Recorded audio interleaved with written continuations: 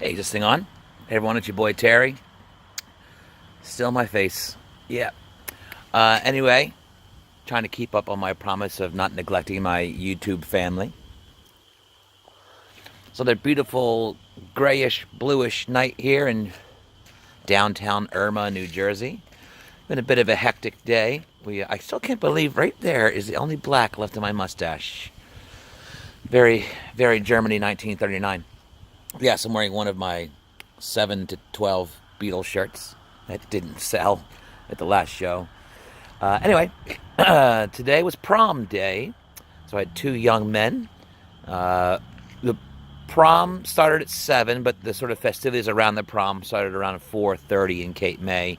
Everyone meeting it. They were supposed to meet down at the ferry and take pictures by the ocean, but the weather was too dodgy, so everyone ended up moving to Congress Hall to take pictures in the lovely stairwells and outside on the porch. And there were about 4 weddings going on and 100 prom kids walking around. It was a little hectic. The boys looked very sharp. I don't know if you saw my Facebook post. Jackson in his slim gray tux with black tie and vest. Owen had a deep navy blue tux with a black tie. They both looked very dashing, and both tuxedos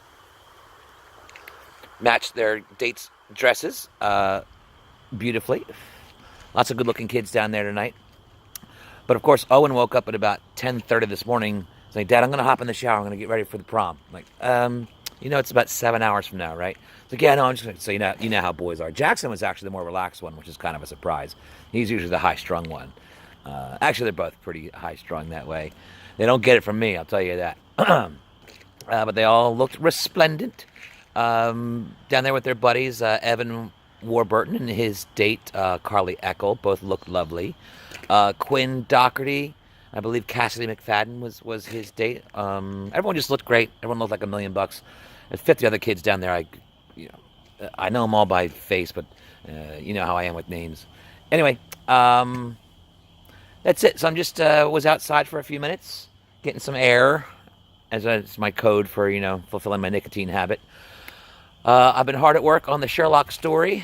Just took a break from that, heading back in to I'm trying to blast through this first draft, but I never sort of really ever believed in first drafts. I never understood writing something poorly the first time and then going back to make it better.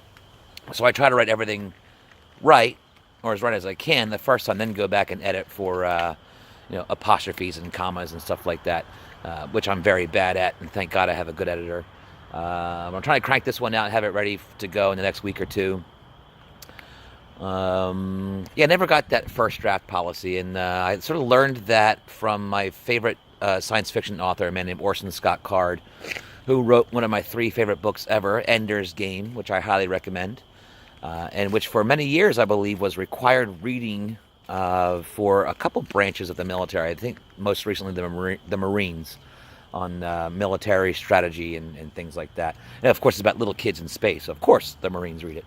But it's a fantastic book. 3 favorite books are Ender's Game by Orson Scott Card, A Prayer for Owen Meany by John Irving, which I have to thank my friend Bob Troutman for introducing me to that way back in about 1994. And yes, that's where my oldest son got his name from. I actually wanted to name Owen Orson, but I couldn't get that past the missus, so I thought Owen was a pretty good compromise. Third favorite book is The Princess Bride by William Goldman. You probably have seen the movie 50 times, and the movie is its own little slice of perfection, but the book is just that much more perfect. It's a quite funny read. And yes, it is starting to rain again, so ding, ding, ding. But anyway, yeah, I learned that method from Orson Scott Card. Write it right the first time, and then go back and clean up what you have to as far as fixing the plot and things like that. So I'm working real hard on this Sherlock Holmes story, and I'm writing it in the style, or as close as I can mimic the style of Sir Arthur Conan Doyle. As I said before, I really immersed myself in the original books, stories, the old movies, and the new movies. It's sort of I'm writing it like I tried to write my plays, which was in the style of Doyle, but writing as if the play was going to be performed by Benedict Cumberbatch and Martin Freeman, who are the current Holmes and Watson, the BBC series, which I also highly recommend. There have been, I think, 4 seasons of that show. 3 of them are pretty great. I mean, they're all very good in their own way. But if the last episode was the last episode, and I think they created it as thinking it's going to be the last episode, because those guys are huge international stars now, making Marvel movies and all kinds of Oscar-nominated movies and the like. Martin Freeman, of course, was the original sort of Jim character on the UK Office from the 90s. I forget what his name was on that show, but he became the Jim Halpert character in the US Office, played by, the big tall guy, who was almost Captain America, by the way. So that's it, just a quick update. It's been great writing again. My butt's getting kind of sore, and I'm getting that familiar pain in the wrist from all the clicking and the moving and all that. Carpal tunnel, they call it. And that's it. I got a pretty quiet week coming up. Gigging on Monday with Tim Joyce at the Rusty Nail. Then it's writing. We're going to try to get our first 2 podcast episodes on the air. We're shooting for Thursday of this coming week. I will, of course, let you know where to find them. And I think as soon as I go inside, I'm going to post what I have so far of the Sherlock story on the Patreon page. So if you're a patron, that should be available to you in the next 10 to 15 minutes. If you are not a patron, then by all means visit patreon.com/terryoke1. That's TERRYOKE and the number 1, numeral 1. And the Patreon is, it's sort of like a Kickstarter. Ding, ding, ding, ding. It's like a Kickstarter or a GoFundMe, but it's a monthly donation. I think I currently have 7 patrons, and I'm at about the $150 a month range. I'm shooting to get that up to about $1,000 a month. And you can pledge $1,000 a month. You can pledge $1 a month. It all of it goes into what is now officially known as the Undertow Media. That's what we're calling our production company. TKO is unavailable.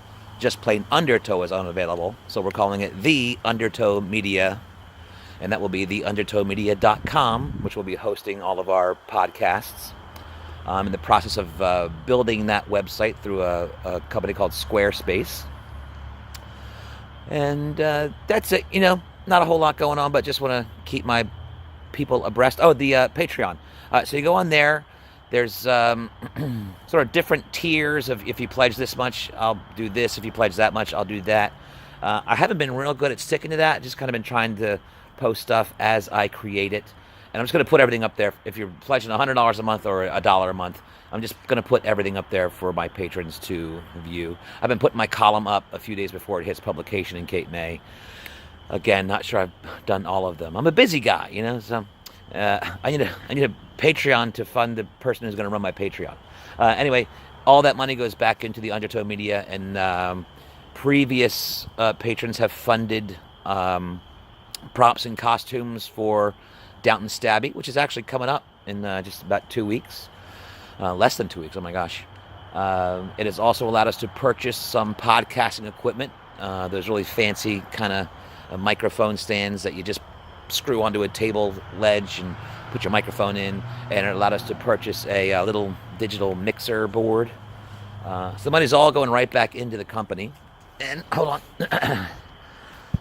It's my hope to one day not need the Patreon, but right now, being springtime in Cape May, funds are tight. So every dollar pledged goes to a worthy cause.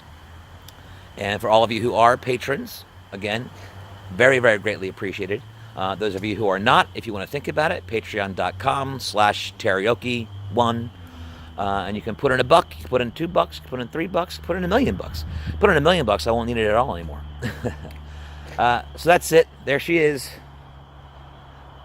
The Ivory Blur, I call her.